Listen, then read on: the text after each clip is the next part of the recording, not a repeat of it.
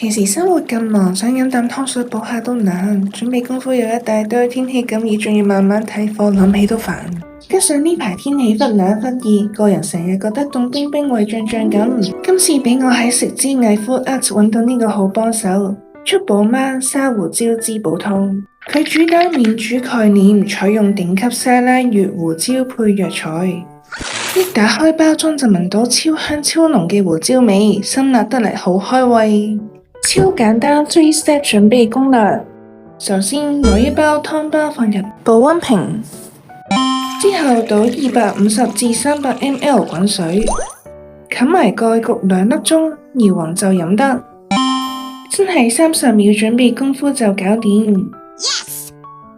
平時出街之前放手袋帶出去焗，下晝就有熱辣辣健脾暖胃嘅湯飲，勁方便啊！一袋有6小包，CP 值極高，養生零難度啦〜